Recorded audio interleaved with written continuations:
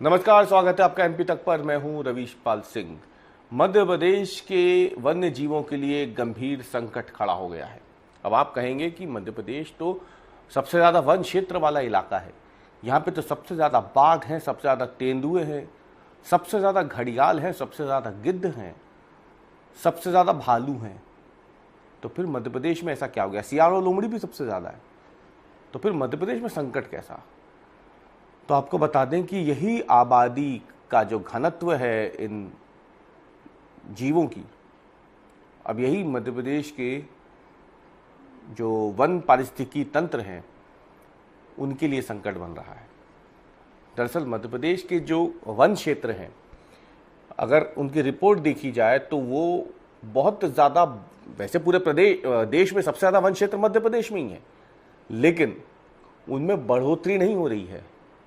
अलबत्ता कई जगहों पर वन क्षेत्र कम जरूर हो रहे हैं। अब राजधानी भोपाल को ही देख लीजिए, कोलार, कालियासोत, केरवा का जो पूरा इलाका है वो कभी घना वन क्षेत्र हुआ करता था। आज की तारीख में वहाँ रिजॉर्ट हैं, रेस्टोरेंट्स हैं, घर बन गए हैं, कॉलोनियाँ कट चुकी हैं, होटल बन गए हैं।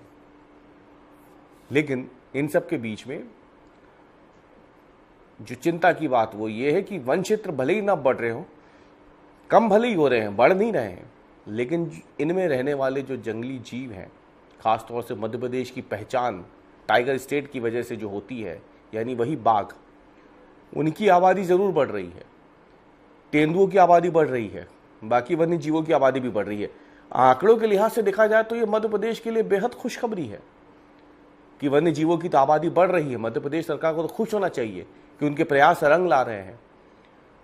प्रदेश में सबसे ज़्यादा बाघ और तेंदुए हैं, लेकिन यही बढ़ती हुई आबादी और सिमटते वन क्षेत्र अब इन जंगली जानवरों के बीच में जो टेरिटोरियल फाइट्स हैं, यानी अपने क्षेत्र को लेकर के जो लड़ाइयाँ इनकी होती है, उसमें बढ़ोतरी हो रही है। अभी आपको याद होगा कि एमपी तक ने इसी एमपी फाइल्स शो में हमने आपको बताया था कि कैसे मध्य प्रदेश में बड़ी संख्या में बाघों की मौत हो रही है। और जब हमने उस रिपोर्ट को दिखाया था तो हमने उसमें आपको बताया था कि बाघों की मौत की एक बड़ी वजह उसमें पाई गई है टेरिटोरियल फाइट्स। शिकार तो हो ही रहे हैं, लेकिन टेरिटोरियल फाइट्स भी बढ़ गई हैं। अब टेरिटोरियल फाइट्स क्या होती है? दरअसल जो बाघ होते हैं वो अपने क्षेत्र को लेकर के, अपनी टेरिटरी को लेकर के बड़े संवेदनशील होते हैं। ये घूमते रहते हैं लगातार और अपनी टेरिटरी बनाते रहते हैं। पहले बाघों की संख्या कम थी और वन क्षेत्र ज़्यादा था, यानी बाघों के पास अपनी टेरिटरी बनाने के लिए जगह बड़ी थी, तो लड़ाइयाँ कम होती थी।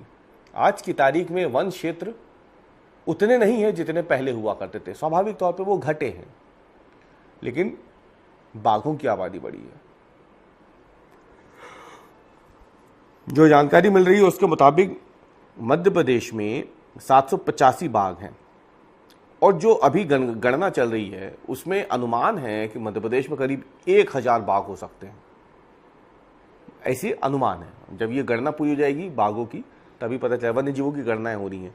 इसी तरीके से तेंदुए जो है मध्य प्रदेश में करीब 3907 तेंदुए हैं, और वन विभाग से जुड़े सूत्रों का मानना है कि जो गणना इनकी चल रही है उसके मुताबिक इनकी आबादी 3900 से बढ़ के 4,500 से 5,000 के आसपास इस बार हो सकती है। अब जाहिर सी बात है, जब सिमटते वन क्षेत्र के बीच, यानी हम जिसे वन क्षेत्र कह रहे हैं वो इन जंगली जानवरों का, वन्य जीवों का घर है। घर के लिए जगह कम पड़ेगी तो जाहिर सी बात है संघर्ष बढ़ेगा। पिछले साल जो आंकड़े हमने आपको दिखाए थे एमपी फाइल्स में ही कि कैसे मध्य प्रदेश में जो बाघों की मौत है वो 55 हुई है। 55 बाघ और करीब 112 तेंदुओं की मौत अकेले साल 2025 में दर्ज की गई है इसी मध्य प्रदेश में। सोचिए, 55 बाघ। देश भर में सबसे ज़्यादा मौतें मध्य प्रदेश में हुई हैं। उसी मध्य प्रदेश में जहाँ जिसको टाइगर स्टेट कहते हैं, सबसे ज़्यादा बाघ है, वहीं पे 55 बाघ की मौत हुई है मध्य प्रदेश में। 112 तेंदुओं की मौत हुई है, और इनमें से ज़्यादातर मौतें आपसी संघर्ष की वजह से हुई है। क्योंकि अगर क्षेत्र छोटा होगा, वन क्षेत्र छोटा होगा, तो शिकार, संसाधनों को लेकर के इनमें आपसी द्वंद्व जो है वो बढ़ जाएगा, प्रतिस्पर्धा बढ़ जाएगी। संख्या बढ़ रही है तो जाहिर सी बात है एक शेर को अब पहले की जितनी बड़ी टेरिटरी नहीं बल्कि छोटी टेरिटरी में काम चलाना पड़ रहा है। छोटी टेरिटरी होने की वजह से अगर कोई बाघ गलती से उस टेरिटरी में आ गया या वो किसी और की टेरिटरी में चला गया तो संघर्ष होता है और वन्य जीवों में इस तरीके की मौतें बेहद सामान्य मानी जाती हैं। लेकिन एक तरफ जहां इनकी आबादी बढ़ना एक सुखद संकेत दिलाता है, एक सुखद एहसास दिलाता है सरकार को, वन्य प्रेमियों को, वन्य जीव प्रेमियों को, तो वहीं दूसरी तरफ ये चिंता भी बढ़ा रहा है कि वन क्षेत्र तो आपके पास उतने ही हैं। ऐसे में इनकी आबादी अगर बढ़ रही है और इसकी वजह से आपसी टकराव बढ़ रहा है तो ये तो नुकसान की बात है और जाहिर सी बात है कल को अगर कोई बीमारी फैली तो नुकसान और ज़्यादा होगा। इसीलिए अब मध्य प्रदेश ने wild life institute of India से मदद मांगी है। अब wild life institute of India से मदद मांगने के पीछे की वजह क्या है? दरअसल सरकार चाहती है कि जो wild life institute of India है वो सरकार को ये बताएं कि किसी भी जंगल में, मध्य प्रदेश में जो जंगल है, सतपुड़ा के जंगल हों, कूनों के जंगल हों, अलग अलग जंगली इलाके जो हैं, तो यहाँ पे जो जंगलों में उपलब्ध शिकार है, पानी है या इनके इलाका जो है, उसके आधार पे ये बताया जाए कि क्या वो वन क्षेत्र उतनी आबादी के जो वन्यजीव हैं उसको वहन कर पाने में सक्षम है या नहीं।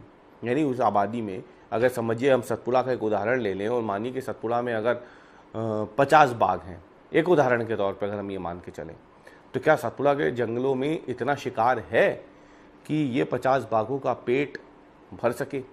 क्या वो इतना बड़ा है कि ये 50 बाघ सतपुड़ा के इन घने जंगलों में अपनी टेरिटरी अच्छे से बना सके और आपसी संघर्ष ना हो? क्या वो तमाम संसाधन यहाँ मौजूद हैं? ये मार्गदर्शन मांगा है। शिकार आधारित मॉडल, जो कि हम लोग पहले भी मैंने आपको बताया कि शिकार क्या उस मात्रा में है कि इन बाघों को या वन्यजीवों को शिकार के लिए जंगल के बाहर ना आना पड़े? क्या वो तमाम शिकार जो हैं वो जंगल के भीतर ही उपलब्ध हो पा रहे हैं इन्हें? नहीं तो कई बार ये देखा जाता है कि शिकार की तलाश में जो वन्यजीव होते हैं वो जंगल छोड़ के बाहर आ जाते हैं गांव की सीमा में, शहरी सीमा में। राजधानी भोपाल में तो आए दिन केरवा कालियासोत के इलाकों में, रहायशी इलाकों में बाघ पाए जाते हैं, देखे जाते हैं। तो इसलिए इस पर भी चर्चा हो रही है। जो सबसे मुख्य बात wild life institute of India से मांगी गई है, जानकारी ली गई है, उसमें पूछा गया है कि क्या मध्य प्रदेश के जंगल, वन क्षेत्र उस सीमा तक तो नहीं पहुंच गए हैं कि उनमें अब किसी भी तरीके के वन्य जीवों को रख पाना नामुमकिन है? ये पता लगाने की कोशिश की जाए कि मध्य प्रदेश के जंगलों में और कितने वन्यजीव आ सकते हैं और उन जंगलों में अब इससे ज़्यादा या फिर और कितने ज़्यादा वन्य जीवों को अंदर अपने भीतर समेट लेने की कैपेसिटी बची है या नहीं, ये भी पता लगाने के लिए कहा गया wild life institute of India से। हालांकि अपनी तरह का ये पहला ऐसा मामला होगा जब किसी प्रदेश में जहाँ सबसे ज़्यादा वन क्षेत्र हैं और सबसे ज़्यादा बाघ और तेंदुए पाए जाते हैं, वहाँ पर अब ये एक नई तैयारी शुरू की जा रही है और इसके पीछे का मकसद बिल्कुल साफ है। बढ़ती आबादी और घटते वन क्षेत्र के बीच में ये जो आपसी टकराव हो रहा है, इससे वन्यजीव को तो नुकसान हो ही रहा है, लेकिन प्रदेश की जो एक छवि है प्रचुर मात्रा में वन क्षेत्र और वन्य जीवों के होने की, उस पर भी असर पड़ रहा है और समय रहते इसलिए कदम उठाने की ज़रूरत मध्य प्रदेश सरकार को, वन विभाग को महसूस हो रही है। इसलिए ये पूरी तैयारी की जा रही है। हमारी आज की पेशकश में फिलहाल इतना ही। कल हम फिर हाजिर होंगे एक नए मुद्दे के साथ। आप देखते रहिए MP तक।